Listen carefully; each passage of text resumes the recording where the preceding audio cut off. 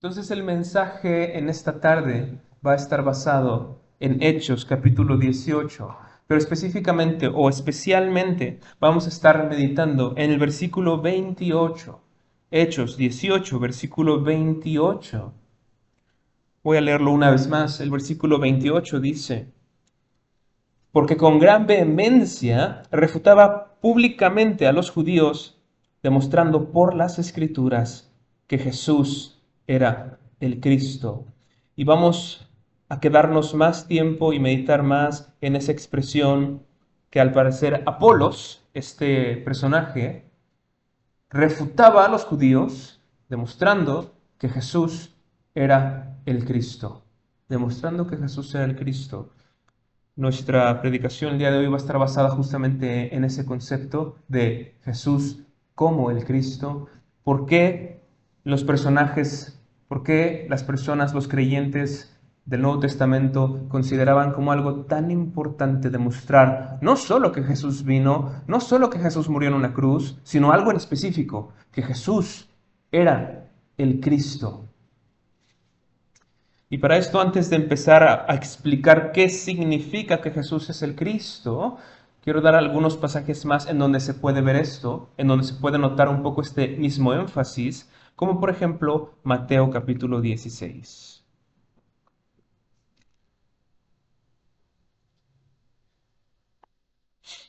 En Mateo capítulo 16, de los versículos 13 al 19 nos encontramos una narración en donde Jesús está con sus apóstoles. Jesús le pregunta a sus apóstoles: ¿quién dice la gente que soy yo? Y los apóstoles empiezan a decirle a Jesús: bueno, hay algunas personas que dicen que tú eres Juan, otras personas dicen que tú eres Elías, etcétera, etcétera. Entonces Jesús pregunta a sus discípulos específicamente: ¿y ustedes quién dicen que soy yo? Y entonces Pedro responde en el versículo 16. Respondiendo Simón Pedro, dijo: tú eres el Cristo, el Hijo del Dios viviente. Y así le dice. Cuando Jesús pregunta acerca de su identidad, ¿quién es Jesús? ¿Quién dice la gente que es Jesús? Jesús preguntando eso.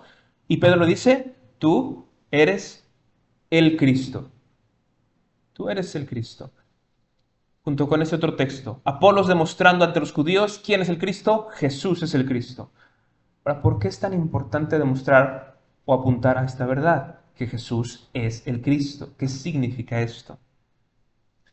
Bueno, yo sé que usualmente tenemos la noción de que Cristo es como un nombre para Jesús. Y pensamos que así como Jesús se llama Jesús, tal vez una especie de segundo nombre es Cristo. Y a veces tenemos esta noción de, bueno, se llama Jesús, pero también se llama Cristo, como si fuera su nombre propio.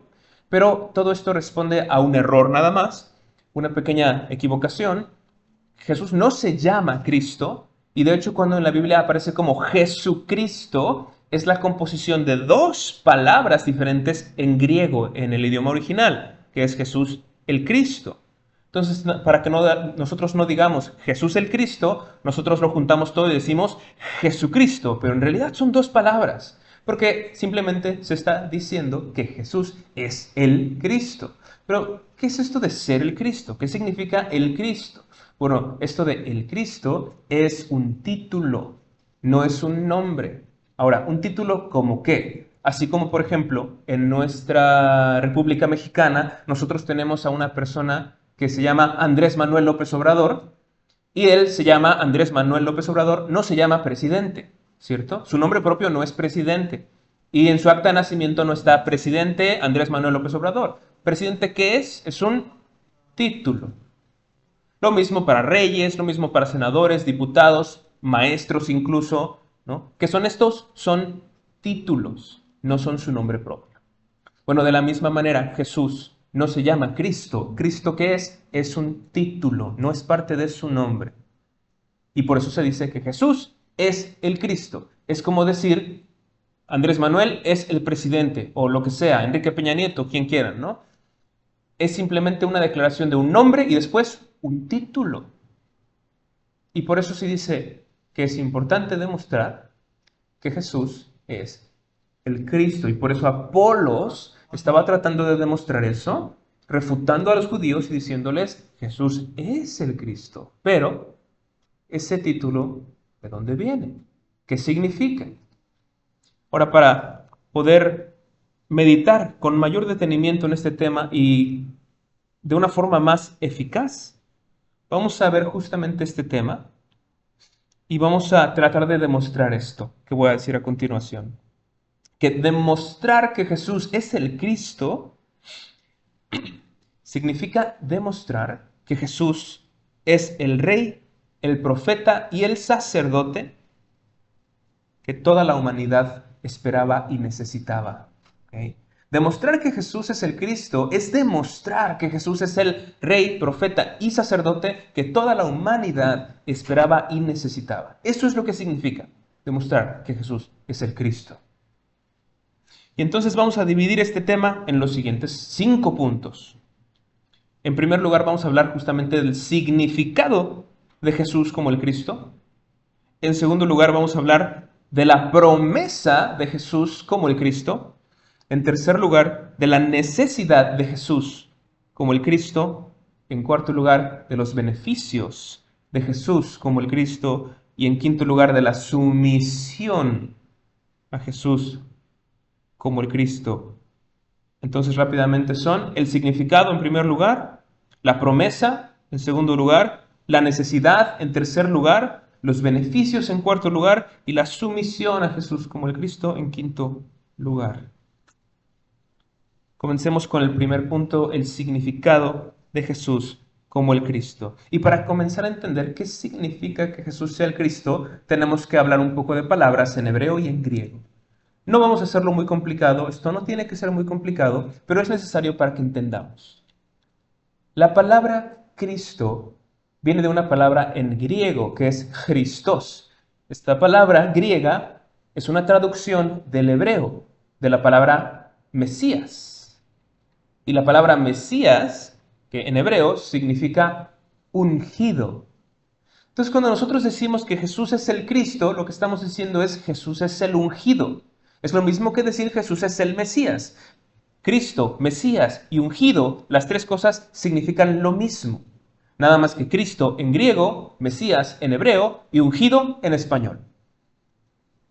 Entonces decimos, Jesús es el Cristo, Jesús es el ungido. Pero, ¿qué significa esto? ¿Qué significa que Jesús sea el ungido? ¿Por qué decimos que Él es el ungido? ¿Quién lo ungió? ¿Cómo lo ungió? ¿Quiénes son ungidos en el Antiguo Testamento o el Nuevo? Entonces vamos a empezar preguntándonos, porque esto es muy importante para entender a Jesús como el Cristo. ¿Quiénes fueron ungidos en el Antiguo Testamento? ¿Qué tipo de personajes, qué tipo de gente fue ungida en el Antiguo Testamento? En el Antiguo Testamento, vamos a decirlo de entrada, fueron ungidos 3 tipos de personas que se dedicaban a 3 tipos de trabajos diferentes. Fueron ungidos reyes, fueron ungidos profetas y fueron ungidos sacerdotes. Vamos a ver cómo está esto en la Biblia. Vamos primero a 1 Samuel 10:1.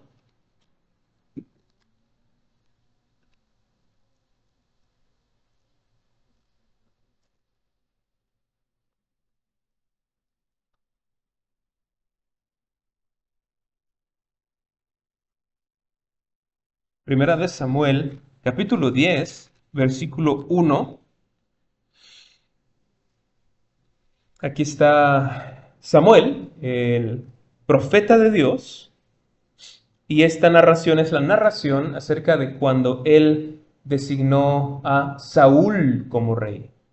Y entonces dice el texto bíblico, tomando entonces Samuel una redoma de aceite, que básicamente eso es un frasco de aceite, la derramó sobre su cabeza, esto es la cabeza de Saúl, y lo besó y le dijo, ¿no te ha ungido Jehová por príncipe sobre su pueblo Israel? Obviamente que esto es una pregunta retórica. Lo que está diciendo es, Jehová te acaba de ungir como príncipe sobre su pueblo Israel. Y este Samuel con Saúl diciéndole eso, te estoy ungiendo, luego lo besa y le dice, Jehová te acaba de ungir como profeta, perdón, como rey, como príncipe, vaya, sobre su pueblo Israel. Un poco más adelante, en el mismo libro de Primera de Samuel, en el capítulo 16, ahora, versículo 13, encontramos algo muy similar. Ahí, Primera de Samuel 16, 13.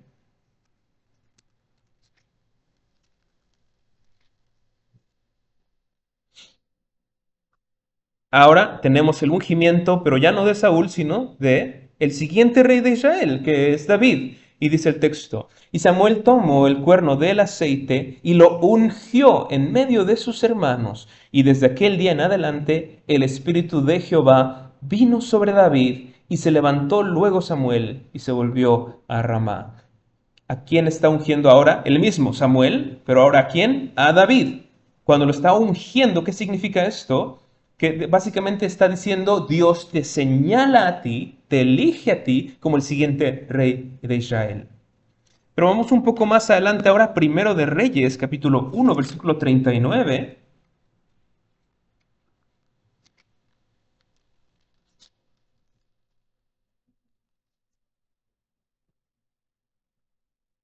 Y ahora tenemos al rey de Israel, Salomón. Primero de Reyes 1:39 dice, y tomando el sacerdote Sadoc el cuerno del aceite del tabernáculo, ungió a Salomón y tocaron trompeta y dijo todo el pueblo, ¡viva el rey Salomón! ¿Qué se hace con los reyes? Se les unge. ¿Qué significa cuando son ungidos? Significa que ellos son de alguna manera iniciados en su oficio como reyes. Pero esto no pasa solamente con los reyes, esto pasa también con los sacerdotes y con los profetas. Veamos cómo pasa con los profetas, justamente ahí en Primero de Reyes, capítulo 19 ahora. Primero de Reyes 19, versículo 16.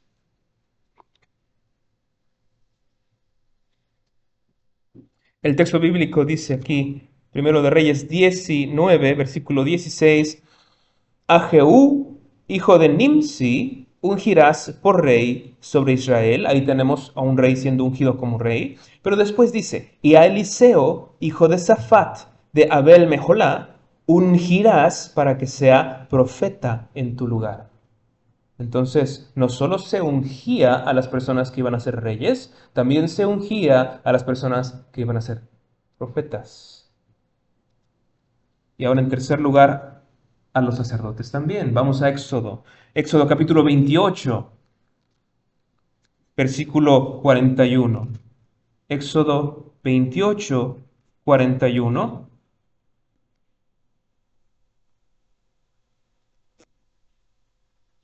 Y el texto bíblico en Éxodo 28, 41 dice, y con ellos vestirás a Aarón tu hermano y a sus hijos con él, y los ungirás, y los consagrarás y santificarás para que sean mis sacerdotes. Y entonces ellos quedaron apartados, seleccionados por medio del ser ungidos. ¿Okay? Entonces tenemos a tres diferentes personalidades, tres diferentes oficios en el Antiguo Testamento que reciben el ser ungidos. Y esto es reyes, profetas y sacerdotes. Ahora, ¿qué significa entonces cuando la gente es ungida? Significa por lo menos dos cosas. Número uno, que Dios señala a esa persona para el oficio que va a desempeñar. Que Dios señala a, por ejemplo, David para que sea rey, que Dios señala a Aarón para que sea sacerdote, Dios señala a quien sea para que sea profeta. Eso es lo primero que significa Dios señalando y diciendo, te estoy escogiendo para que tú desempeñes esta labor, ser rey, ser profeta, ser sacerdote. Eso significa el ser ungido. Pero en segundo lugar, el ser ungido en el Antiguo Testamento e incluso en el Nuevo, también significa, en segundo lugar, el ser capacitado por el Espíritu Santo. Y que el Espíritu Santo de alguna manera viene a ti y te da las capacidades para desempeñar las labores de tu oficio. Y así, cuando David fue ungido, se le dijo que el Espíritu de Dios lo estaría con él, que el Espíritu de Dios estaría con él, que significa, por medio de este ungimiento, el Espíritu de Dios ahora te va a acompañar y vas a poder desempeñar tus labores como rey. Lo mismo para los demás oficios. Y entonces cuando notamos esto, tenemos que pensar necesariamente en Jesucristo nuestro Señor. Jesús es el Cristo. Jesús es el ungido. ¿Qué significa esto? Que Jesús sea el ungido significa que Él es rey, pero también es profeta y también es sacerdote. Es las tres cosas. Él es el único en toda la Biblia que sostiene los tres oficios. Jesús es rey, es profeta y es sacerdote, las tres al mismo tiempo. Y cuando se dice, cree en el Señor Jesucristo y serás salvo tú y tu casa, no solo significa, cree que existe un individuo que se llamó Jesús y murió en una cruz. Cuando se dice cree en el Señor Jesucristo, en Jesús el Cristo, significa cree que este individuo, Él, es el rey, el profeta y el sacerdote que estábamos esperando. Y entonces serás salvo tú y tu casa. No solamente significa creer que existe, creer que vino, creer que murió, sino creer que Él es tu rey, tu profeta, tu sacerdote. Entonces este es el significado de Jesús como el Cristo. Pero en segundo lugar, el segundo punto es la promesa de Jesús como el Cristo. La promesa de Jesús como el Cristo. Y es que en el Antiguo Testamento no solo tenemos el ejemplo de personas que fueron ungidas, también tenemos profecías particulares que nos apuntan a que Dios un día iba a mandar un profeta, un día iba a mandar un rey, un día iba a mandar un sacerdote, y todo esto se cumple en Cristo Jesús. Veamos las promesas de Dios acerca de qué iba a mandar al Cristo. En primer lugar, sus promesas acerca de que iba a mandar un profeta. Esto está en Deuteronomio capítulo 18. Deuteronomio 18. En Deuteronomio 18, versículos del 15 al 19, es una sección larga, no vamos a leerlo todo, pero Dios dice esto, y esto lo dice Dios por medio de Moisés. Y Dios dice esto: profeta de en medio de ti, de tus hermanos, como yo, te levantará Jehová tu Dios. A él oiréis, conforme a todo lo que pediste a Jehová tu Dios en Horeb, el día de la asamblea, diciendo, no vuelva yo a oír la voz de Jehová mi Dios, ni vea yo más este gran fuego para que no muera. Y Jehová me dijo, han hablado bien en lo que han dicho, profeta les levantaré de en medio de sus hermanos como tú, y pondré mis palabras en su boca, y él les hablará todo lo que yo le mandare. Mas cualquiera que no oyere mis palabras que él hablare en mi nombre, yo le pediré cuenta.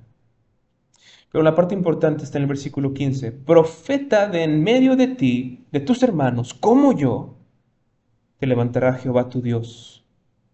A él oiréis. Y desde ese entonces, desde el Antiguo Testamento, cientos, miles de años, antes de que Jesús viniera, Dios ya había dicho, voy a enviar un profeta, como Moisés. Por eso dice, como yo. Esa persona que dice como yo es Moisés hablándole al pueblo y diciendo, el profeta que viene es como yo, dice Moisés. ¿Cómo es eso? Hombre, verdadero hombre, que ese es el Señor Jesús. Va a venir un profeta, a él van a escucharlo. Y todo aquel que no escucha al profeta va a dar cuentas delante de Dios. Ese mismo versículo es citado en el Nuevo Testamento, y el Nuevo Testamento dice que todo el que no escucha al profeta será desarraigado, que es una expresión bastante más fuerte. Pero entonces se nos promete que va a venir un profeta. Pero ¿qué pasa después? Cuando vamos a Hechos, capítulo 3, versículo 20 al 21. Hechos 3, 20 al 21.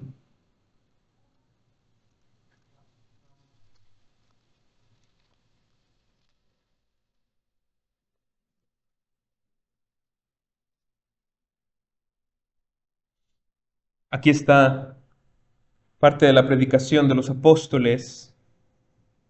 Y dice esto. Bueno, desde el 20 vamos a tomar lo que es mejor. Dice, y él envíe a Jesucristo, esto es, perdón, Hechos 3, desde el 20 hasta el 21. Y el 22 también dice, y él envíe a Jesucristo que os fue antes anunciado, a quien de cierto es necesario que el cielo reciba hasta los tiempos de la restauración de todas las cosas, de que habló Dios por boca de sus santos profetas, que han sido desde tiempo antiguo. Y aquí viene lo importante, porque Moisés dijo a los padres, el Señor vuestro Dios os levantará profeta de entre vuestros hermanos, como a mí. A él oiréis en todas las cosas que os hable, y toda alma que no oiga a aquel profeta será desarraigada del pueblo. Y entonces el Nuevo Testamento, los apóstoles, citan la profecía de Deuteronomio 18, citan las palabras de Moisés para referirse a quién. ¿Quién es ese profeta? En el versículo 20 lo dice. Y él envíe a Jesucristo que os fue antes anunciado. El mismo Nuevo Testamento nos dice en quién se cumple la profecía de Deuteronomio 18. ¿En quién? En Jesús. Él es el profeta al que habíamos estado esperando y más aún, Él es el profeta que Dios dijo, a Él oiréis, escúchenlo a Él y si no lo escuchan a Él, vas a ser desarraigado. Es una advertencia muy solemne. Tenemos la promesa entonces de un profeta y el cumplimiento de esto. Pero en segundo lugar tenemos también la promesa de un sacerdote. Esto está en 1 de Samuel, capítulo 2, versículo 35. 1 de Samuel 2, 35. Esto sucede cuando a Elí, quien era sumo sacerdote en Israel, él había estado siendo un mal sacerdote, había estado haciendo un mal trabajo, había estado fallando, y Dios le promete a Elí esto. 1 de Samuel 2:35. Dios le dice esto.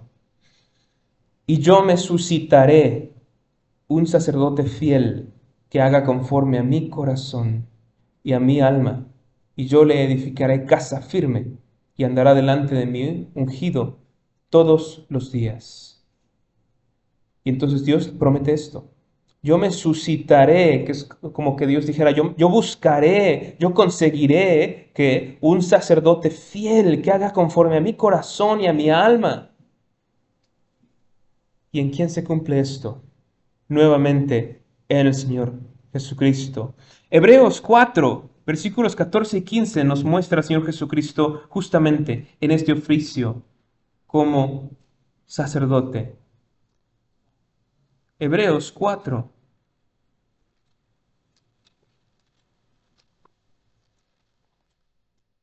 14 y 15. Hebreos 4, versículos 14 y 15 dicen, por tanto, teniendo un gran sumo sacerdote que traspasó los cielos, Jesucristo, el Hijo de Dios, retengamos nuestra profesión, porque no tenemos un sumo sacerdote que no pueda compadecerse de nuestras debilidades, sino uno que fue tentado en todo, según nuestra semejanza, pero sin pecado. Y la misma Biblia nos confirma, ¿quién es nuestro sacerdote, nuestro gran sumo sacerdote? Jesús lo es.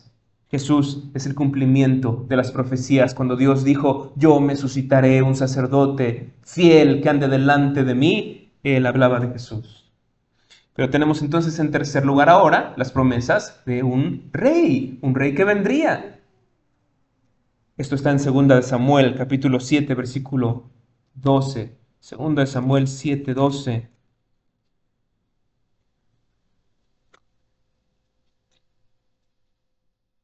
Versículos 12 y 13. 2 de Samuel 7, 12 al 13 dice, y cuando tus días sean cumplidos, este es Dios hablándole a David, cuando tus días sean cumplidos y duermas con tus padres, yo levantaré después de ti a uno de tu linaje, el cual procederá de tus entrañas y afirmaré su reino. Él edificará casa a mi nombre y yo afirmaré para siempre el trono de su reino. ¿Qué le promete Dios a David aquí? Dios dice, yo levantaré a uno de tu linaje y afirmaré su reino para siempre. ¿Y quién era ese uno? Ese uno que Dios iba a levantar del linaje de David y cuyo reino iba a ser afirmado. ¿Quién era? Nuevamente, Cristo. Jesucristo. Vemos esto en Lucas, solo para confirmar. Lucas, capítulo 1, el primer capítulo, versículos 32 y 33. Lucas 1, 32 y 33, que dice, cuando el ángel está hablando acerca de Jesús, anunciándolo a María, dice esto: este será grande y será llamado Hijo del Altísimo, y el Señor Dios le dará el trono de David, su padre, y reinará sobre la casa de Jacob para siempre, y su reino no tendrá fin. Y entonces aquí están los elementos. El ángel le está diciendo a María, este viene de David, David es su padre. O sea, bueno, un ancestro lejano, pero de todos modos viene de la línea de David. ¿Y qué va a pasar con él? Reinará para siempre y su reino no tendrá fin. Este es un rey, el rey que Dios prometió miles de años antes. Y entonces tenemos la promesa de Jesús como el Cristo, la promesa de Jesús como el ungido, la promesa de Jesús como el rey, profeta y sacerdote. Y para ponerlo de una manera mucho más resumida y sencilla, a Moisés se le prometió que vendría un profeta, a Elí se le prometió que vendría un sacerdote, a David se le prometió que vendría un rey. Y si se dan cuenta, Moisés era un profeta, Elí era un sacerdote, David era un rey. A cada uno se le prometió, viene uno de tu mismo oficio, pero mejor que tú. Se nos prometió a Cristo, y Él es el que vino. Pero ante todo esto puede que exista la pregunta, bueno, ¿y por qué era necesario esto? ¿Por qué necesitábamos que viniera una persona que fuera profeta, rey, sacerdote? Y entonces de ahí vamos a nuestro tercer punto, que es la necesidad de Jesús como el Cristo. La necesidad de Jesús como el Cristo, que es nuestro punto número 3. Hablamos primero del significado de Jesús como el Cristo, en segundo lugar la promesa de Jesús como el Cristo y en tercer lugar la necesidad de Jesús como el Cristo. ¿Por qué es necesario que Dios envíe a un rey, profeta y sacerdote? Bueno, pensémoslo uno por uno.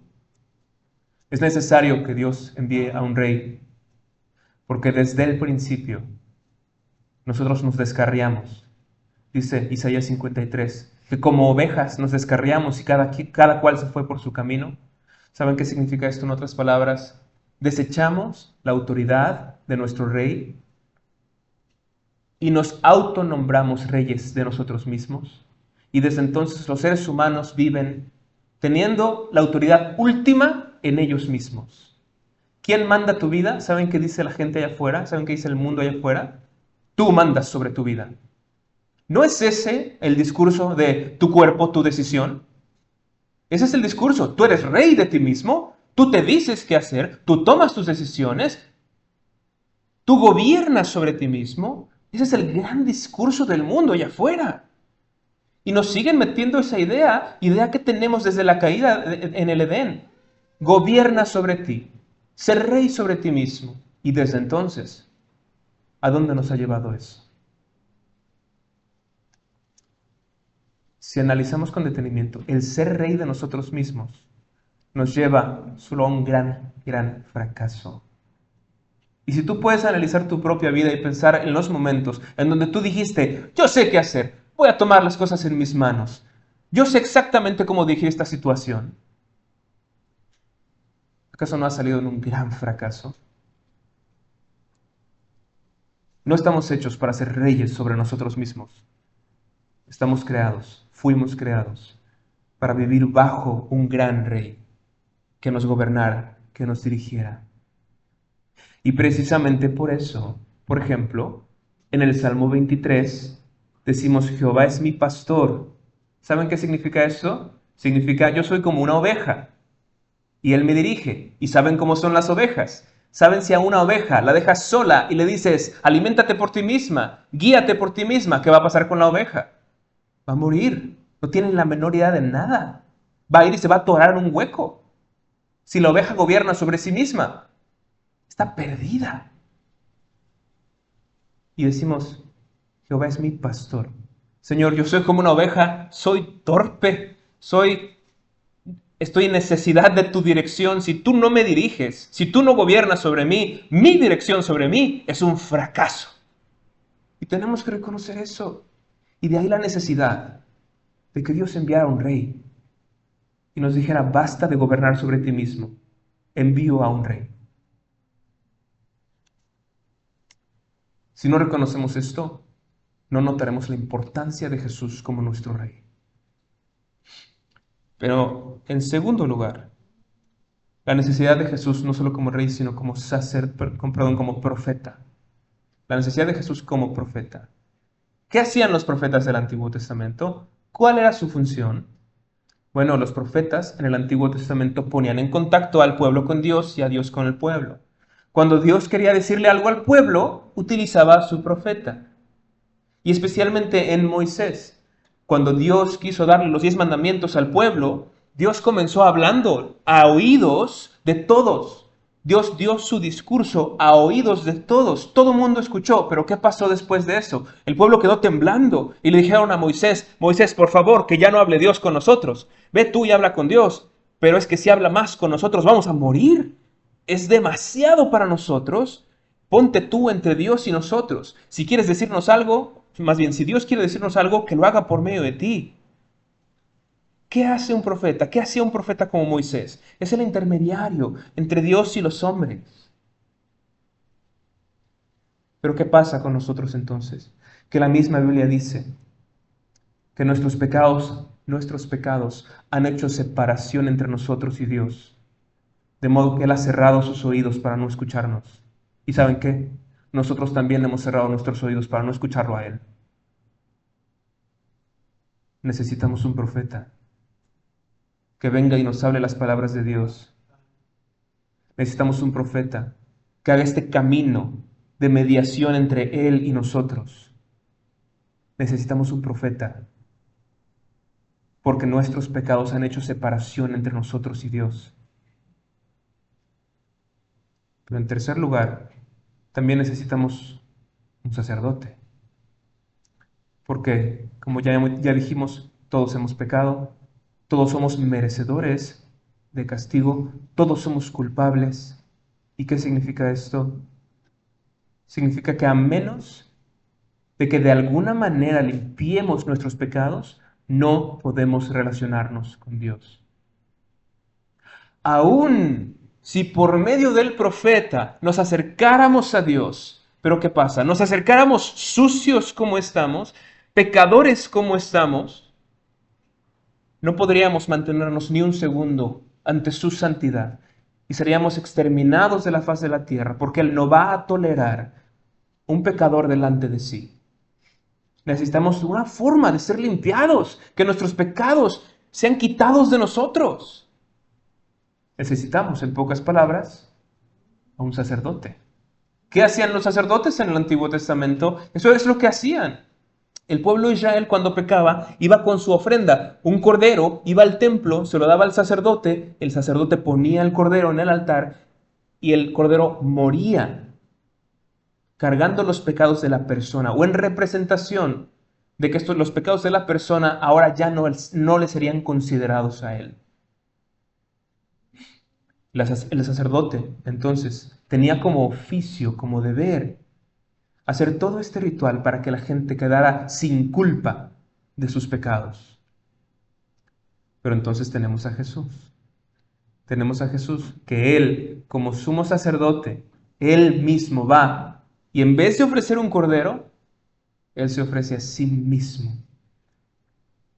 como sacrificio por el perdón de nuestros pecados. Y de ahí que necesitamos un sacerdote. Necesitamos un rey que nos dirija, porque nosotros somos torpes y no podemos. Necesitamos un profeta que nos ponga en comunicación con Dios, porque nosotros hemos cerrado nuestros oídos a Él y Él a nosotros por nuestro pecado. Necesitamos un sacerdote que limpie nuestras culpas, porque estamos llenos de culpa y de corrupción, y Dios no va a tolerar ni aceptar esto a menos de que nos limpiemos por medio del sacrificio que el sacerdote, Cristo Jesús, ha ofrecido. Necesitamos un rey, un profeta, un sacerdote. Hay necesidad de un Cristo, un ungido. que sea las tres cosas al mismo tiempo.